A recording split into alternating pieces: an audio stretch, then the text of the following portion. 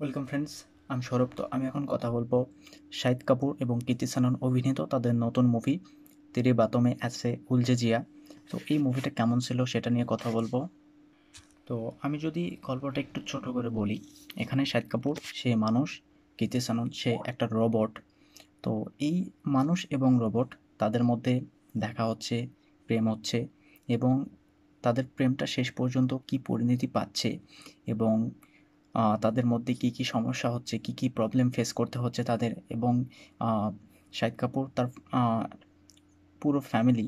তো সেখানে যখন কীর্তি সেনন তাকে নিয়ে আসছে, আমরা ট্রেলারে দেখছি। তো এর পরবর্তীতে সেখানে কী কী ঘটতেছে এবং এই যে রোবট যার কারণে কী কী সমস্যাগুলো হয় বা কী কী সুবিধা পাওয়া যায়, তো এরকম অনেক কিছু নিয়ে আসলে এই গল্পটাকে সাজানো হয়েছে, এই মুভিটাকে সাজানো হয়েছে। তো অবভিয়াসলি আমরা জানি যে রোবটের দ্বারা রোবট দিয়ে আসলে কী কী করা সম্ভব এবং এআই বর্তমানে মানুষের মধ্যে কতটুকু আহ, জায়গা পাইছে কিংবা এআই দিয়ে মানুষ কতটুকু কাজ করতে পারতেছে, মানুষের আহ, কাজে কতটুকু সাহায্য করতেছে এআই।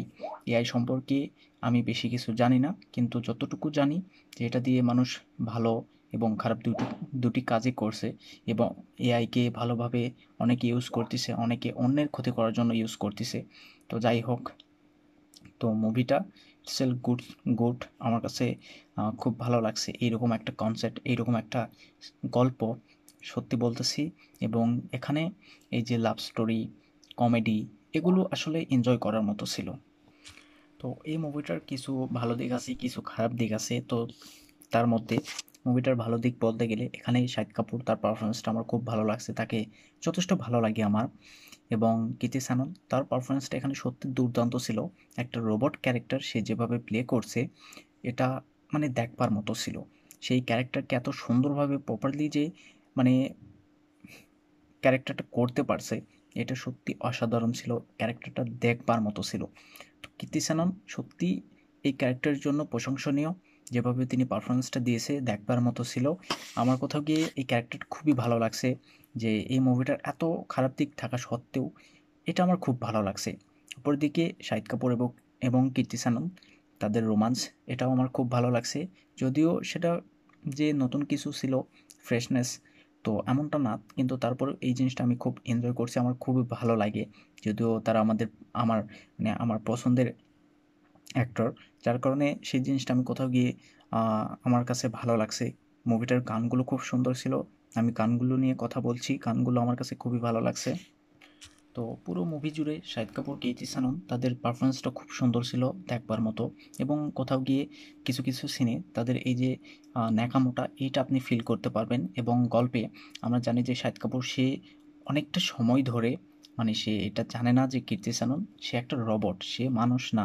এবং সে যখন জিনিসটা জানতে পারে এবং তখন তার যে ফিল এবং তার যে এক্সপ্রেশন, এটা সত্যি আমার কাছে খুবই ভালো লাগছে। তারপর থেকে আসলে যে প্রবলেমগুলো হয়, যে মানে কমেডিগুলো দেখানো হয়, সত্যিই মজা পাইছি। কমেডি কোথাও গিয়ে এখানে ওয়ার্ক করে, একেবারে যে বাজে কমেডি ছিল এমনটা না, কমেডি আমি মজা পাইছি। তো এই মুভিটার মধ্যে সবচেয়ে বেশি যেটা ভালো ছিল সেটা হলো ক্লাইম্যাক্সের লাস্ট সময়টুকু, অর্থাৎ 10-15 মিনিট ক্লাইম্যাক্সের লাস্ট সময়। তো এইটা প্রত্যেকটা দর্শকের তাদের ভালো লাগবে, এত সুন্দর ছিল, সুন্দরভাবে সেটাকে ডিজাইন করা হয়েছে এবং সেই সিনটা সত্যি মারাত্মক লেভেলের ছিল। সেটা যারই হোক ভালো লাগবে। তো পুরো মুভিতে অনেক আহ, মানে শাহিদ কাপুর কিংবা কীর্তি সানন এদের কেমিস্ট্রি, কমেডি, এসবে ভরা, যার কারণে কোথাও গিয়ে একেবারে যে বোরিং ফিল করবে এমনটা না। তার সঙ্গে সঙ্গে ইমোশন, সব কিছু মিলিয়ে পুরো মুভিটা এনজয় করার মতো। এবং একেবারে যে আহ, দুর্দান্ত লেভেলের একটা মুভি ছিল এমনটা না, যেটা বেশ কয়েকবার দেখা যায় এরকম ছিল না। আপনি এনজয় করার জন্য, মানে ওয়ান টাইম ওয়াচের জন্য এই মুভিটা দেখতে পারেন, একবার হলেও মুভিটা দেখতে পারেন, মজা পাবেন। এরকম একটা মুভি অবশ্যই দেখা প্রয়োজন ছিল। তো কোথাও গিয়ে সব কিছু মিলে কমেডি, রোমান্স, ইমোশন, সব কিছু মিলিয়ে মুভিটা আমার কাছে, আমি জাস্ট একবার দেখছি, আমার কাছে খুবই ভালো লাগছে সব কিছু মিলিয়ে।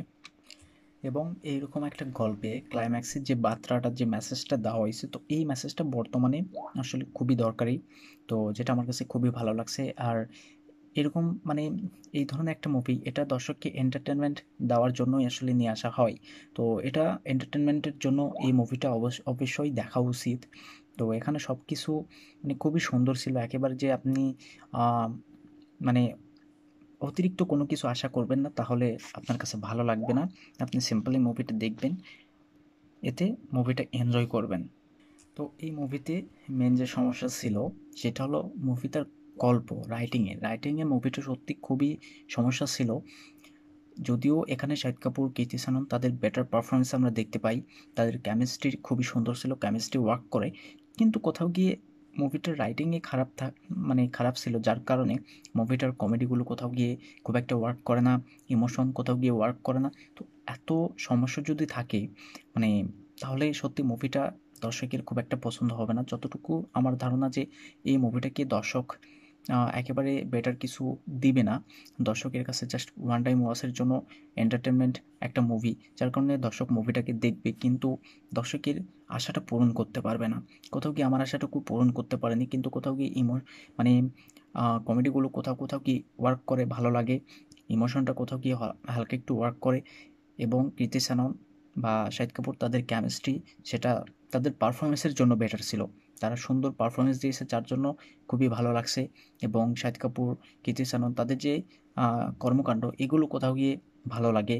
মুভিটার গানগুলো কোথাও গিয়ে খুব সুন্দর ছিল, যার কারণে ভালো লাগে।